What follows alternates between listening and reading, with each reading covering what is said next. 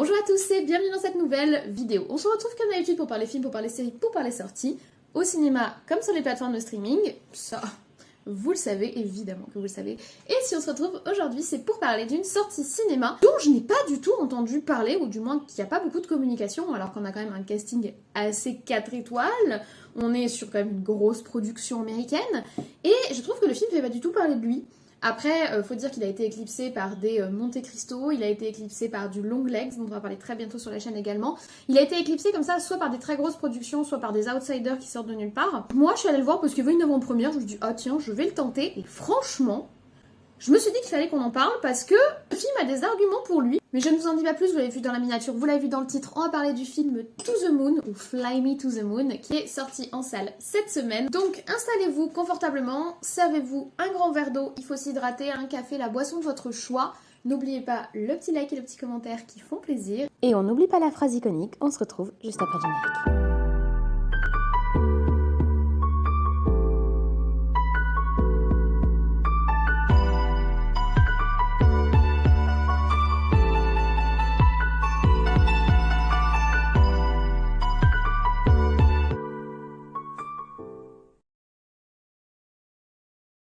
Alors, To the Moon est donc une comédie romance, et je rajouterais historique, parce qu'elle a un petit côté historique, même si ça ne se passe pas au temps du Moyen-Âge, qui dure 2h11, donc c'est un bon gros bébé. Honnêtement, pour une comédie romance, à la base, je trouvais que 2h11 c'était trop long. Qui nous propose un casting plus que 4 étoiles, puisqu'on retrouve dans le rôle principal féminin Scarlett Johansson. Vous excuserez les bruits, c'est mon ordinateur qui est en train de décoller à cause de la chaleur. Évidemment, Scarlett Johansson, on l'a vu dans le MCU puisque c'est elle qui incarne Black Widow. Elle était également dans l'intemporel film Lucy, dont nous ne parlerons pas ici, mais non, on va pas en parler. Elle était dans Lost in Translation, ou encore la voix de l'intelligence artificielle du magnifique film Her. Et cette fois-ci, elle partage l'affiche avec Channing Tatum. Alors Channing Tatum, c'est un acteur dont je ne sais pas quoi penser, soyons honnêtes. Personnellement, je l'avais découvert dans des séries de films comme Sexy Dance ou encore Magic Mike, donc je trouve que cette image qui lui colle à la peau encore aujourd'hui, c'est pas vraiment l'image la plus valorisante pour un acteur, même si franchement les films Sexy Dance ont clairement des arguments, ils font vibrer la corde sensible de ma jeunesse.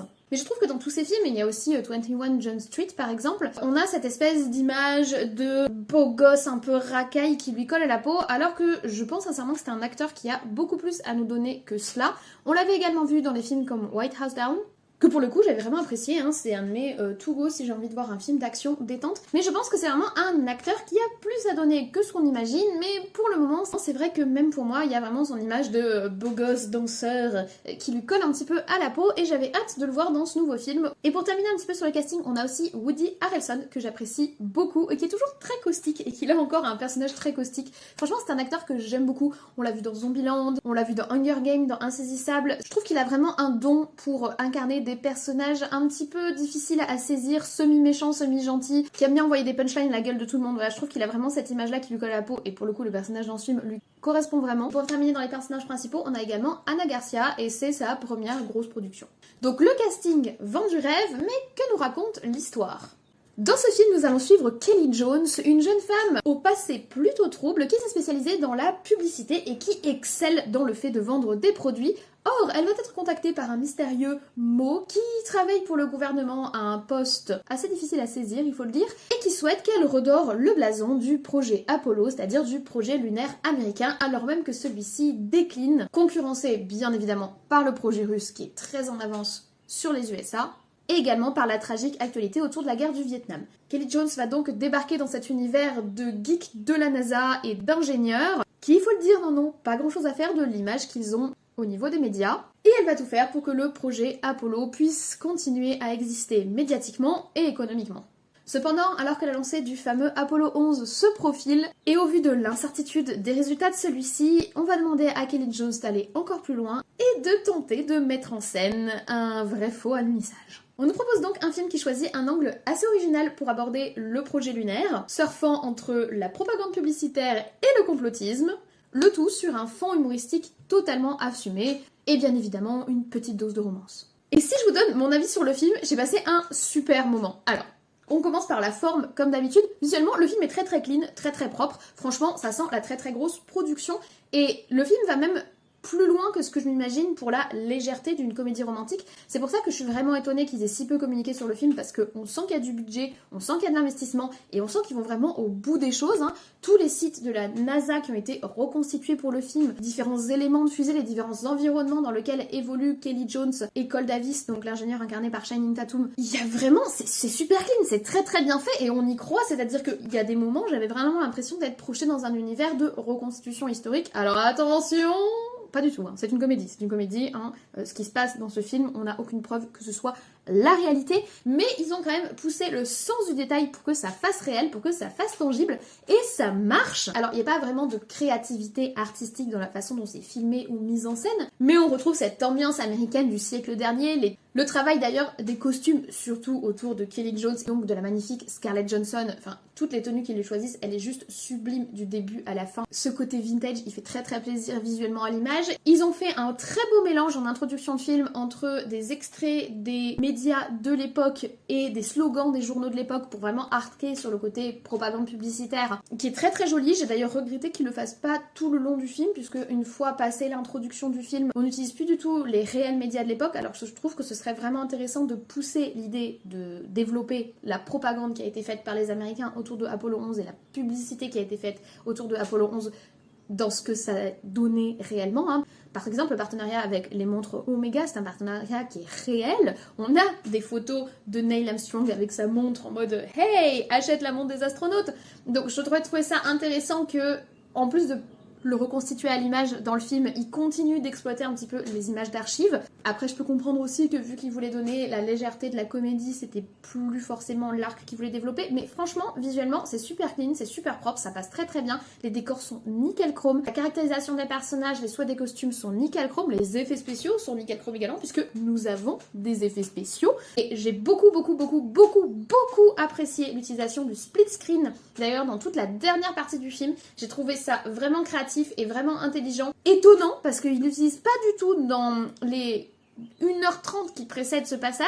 Il est arrivé dans les 30 derniers moments du film, tu te dis, ah ça y est, là tout d'un coup ils ont une idée, ils ont voulu utiliser le split screen. Moi je suis une adepte de split screen, qui est souvent utilisé par Wes Anderson, et c'est grâce à lui que je m'y suis accoutumée et que j'ai su vraiment l'apprécier. Et là je trouve qu'il l'utilise avec grande intelligence d'ailleurs, donc visuellement j'ai franchement apprécié la proposition du film.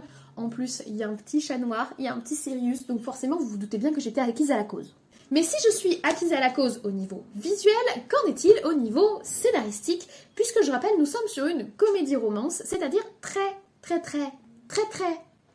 loin de ma zone de confort. Il faut être très honnête sur ce point, je ne suis pas le public des comédies, je vais très peu voir des comédies. Et quand je vais voir des comédies, déjà je les sélectionne avec précision, nous allons dire, parce que disons que j'ai pas envie d'aller perdre mon temps en salle, et surtout en général je vais voir des comédies avec un humour bien caustique et bien noir, c'est-à-dire mon humour, puisque le but de la comédie c'est quand même de rire. Du coup c'était le point vraiment super incertain de ce film, parce que j'avais peur de passer complètement à côté de l'aspect romance comédie qui personnellement ne me parle pas. Attention, ça ne veut pas dire qu'il est mal fait s'il me parle pas, c'est juste que c'est pas mon truc à la base. Mais je vous rassure tout de suite, j'ai ri, mais vraiment, j'ai passé un excellent moment. J'ai vraiment beaucoup ri. Il y a beaucoup de personnages qui m'ont fait rire, notamment le personnage du réalisateur qui est complètement surjoué et qui est, je pense, mon personnage favori du film après le chat noir. Vive les chats noirs et vive Sirius. Mais le personnage du réalisateur, il est grinçant, il est tellement surjoué et tellement excessif. Je l'ai trouvé très drôle. Et pour moi, c'est vraiment lui qui apporte la légèreté humoristique du film, parce que le reste du temps, c'est pas forcément très comique. Alors, est-ce que ça vient de moi et de ma sensibilité humoristique, ou est-ce que ça vient de la façon dont c'est écrit? Moi, personnellement, j'ai vraiment l'impression que la comédie est apportée par certains personnages. Je pense au personnage du jeune ingénieur qui est un petit peu séduit par l'assistante de Kelly. Je pense au personnage du réalisateur, évidemment. Je pense au running gag du chat noir du coup dans le film. J'ai vraiment eu l'impression qu'en fait la comédie n'était pas le message de fond, mais plutôt des espèces de pics qui venaient rajouter de la légèreté à notre histoire. Et puis évidemment tout le rapport au complotisme est très drôle et apporté de façon très intéressante par le personnage de Mo, qui est toute la nature même du complotisme à l'américaine, où il y a tellement de secrets d'État américains que les gens peuvent s'imaginer plus ou moins tout ce qu'ils veulent, quitte à parler de petits zones verts au milieu du désert. Et oui, ceci est une référence à une blague du film. Mais donc, le premier point, c'est sur l'humour, et franchement, sur l'humour, j'ai été séduite, j'ai vraiment ri, c'est léger, c'est sympa, c'est feel good, et c'est drôle. Pour l'aspect romance, là, par contre, j'ai été moins convaincue. Je pense honnêtement que le film aurait très bien pu s'en sortir sans la romance en fait. Le personnage charismatique et assez grinçant de Kelly Jones se suffit à lui-même et elle n'a pas besoin d'une love interest. Le personnage de Cole Davis qui a ses profondeurs, ses faiblesses et ses failles n'a pas besoin de love interest non plus. Donc pour le coup, l'aspect romance, je lui ai pas trouvé de grande utilité. Oui, bon voilà, il y a de la romance quoi. Il faut dire qu'en plus la romance est pas du tout centrale.